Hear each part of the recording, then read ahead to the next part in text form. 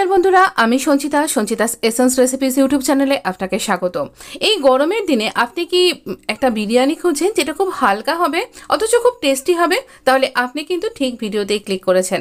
আমরা আজকে ভীষণ টেস্টি একটা বিরিয়ানি তৈরি করব, কিন্তু অত রিচ হবে না, কারণ আমরা এখানে কোনো রকম মাংস বা মাটন মানে চিকেন বা মাটন কিছু ব্যবহার করছি না।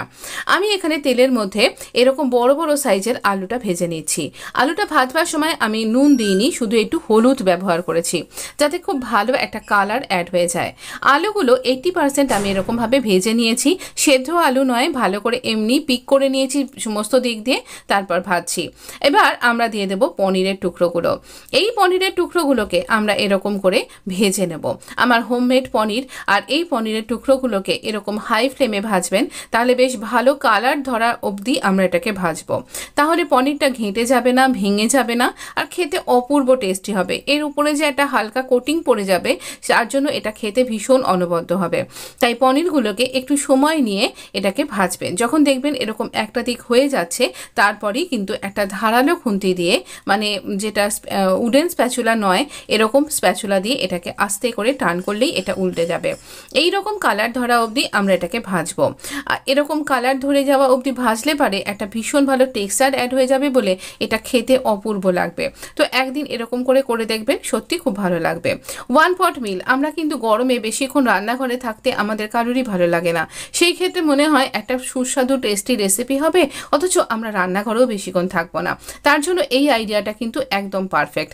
আমারও যেদিন এরকম হয়, আমিও সেদিন এরকমই কিন্তু করে থাকি। তো দেখুন, এরকম করে পনিরটা ভেজে নিয়েছি, দুটো দিক দিয়ে তুলে নিলাম। এবার কিছু গরম মশলা আর দারচিনি, গরম মশলার মধ্যে অবশ্যই বড় এলাচ, ছোটো এলাচ, একটুখানি আমরা কয়েকটা দানা দিয়েছি এরকম ক্লোভস, আর এবার দিয়ে দিলাম কিছুটা 7-8টা মতন আমরা দিচ্ছি গার্লিকের এরকমভাবে কাট করে দিয়েছি, একটু মোটা মোটা করে কাট করে। আর বড় একটা পেঁয়াজ দিয়েছি। যদি আপনি পেঁয়াজ বা রসুন খেতে পছন্দ না করেন, তাহলে এটা বাদ দিয়েও কিন্তু এটা করা যায়। এই পেঁয়াজ রসুনকে বাদ দিয়ে পরের প্রসেসে আপনি চলে যাবেন, তাহলেও এটা একটা অনবদ্য রেসিপি তৈরি হয়ে যাবে। কিন্তু তারও রেসিপি আমার চ্যানেলে অলরেডি আছে, তাই জন্য আজকে মনে হলো এরকমভাবেও একটা করে দেখি, তাহলেও ভালো লাগবে। তো দেখুন, আমরা এবার ওই আলুগুলো দিয়ে দিলাম, যাতে আলুর মধ্যে মশলাটা অ্যাড হয়ে যায় আর আলুটা আরও একটু কুক হয়ে যাবে। এবার স্বাদ অনুযায়ী নুন আর হলুদ দিয়ে দিলাম। আমি দিচ্ছি খানিকটা আদাকে গ্রেট করে, এতে টেস্টটা আরও বেশি ভালো হবে। তো গ্রেটেড আদা দিচ্ছি, মোটামুটি 1.5 ইঞ্চি মতন আদা আমি এখানে ঘষে দিয়ে দিয়েছি গ্রেটারের মধ্যে। এবার সব দেখুন, পেঁয়াজের রংটাও কিন্তু সুন্দর চলে এসছে। এবার দিয়ে দিলাম গরম মশলা। এই গরম মশলার রেসিপি আমি ভেরি রিসেন্ট আপলোড করেছি, অবশ্যই একবার দেখে নিতে পারেন। এতে অনবদ্য স্বাদ হয় যে কোনো রান্নাতেই।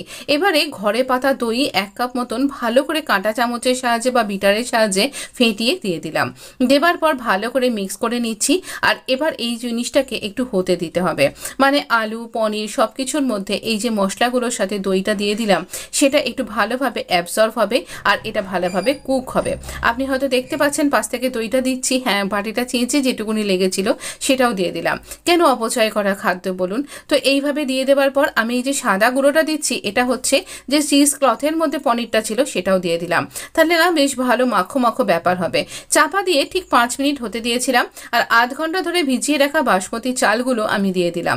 ভালো করে ধুয়ে 1 গ্লাস জল দিয়ে আমি এটা ভিজিয়ে রেখেছিলাম, আর এই জলটাও আমি এখানে অ্যাড করে দেব।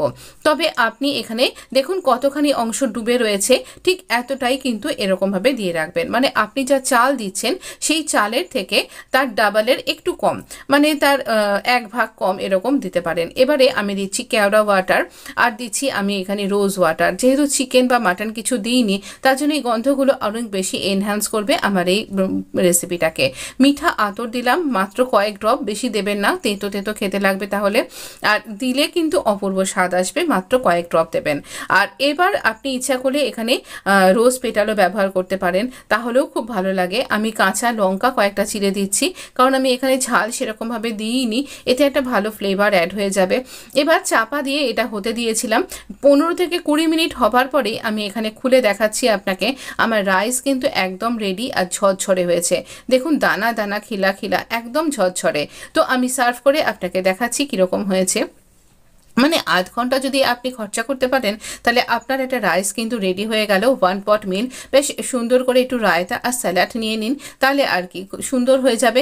আর যদি আরও কিছু তৈরি করতে চান এর সাথে, আমি ভেরি রিসেন্ট না চিকেন কষা, অবশ্যই এখানে চিকেন কষা কিন্তু ব্যবহার করতে পারেন। কাঁঠালের বিরিয়ানি যে রেসিপি দিয়েছি তার সাথে চিকেন কষার রেসিপিও আছে, তো অবশ্যই একবার দেখে নিতে পারেন। চিকেন কষাও এর সাথে ভীষণ ভালো লাগবে। আর এরপরে একটা ভিডিও আসবে আজকে কিংবা কালকে, একটা ডিম কষা, এগ কষাও কিন্তু খুব ভালো লাগবে এর সাথে।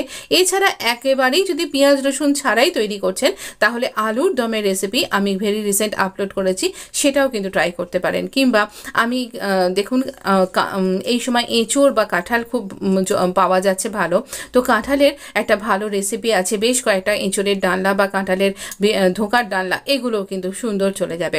কোনটা দিয়ে ট্রাই করছেন এই ডিলিশিয়াস রেসিপিটা আমাকে কিন্তু জানাতে ভুলবেন না।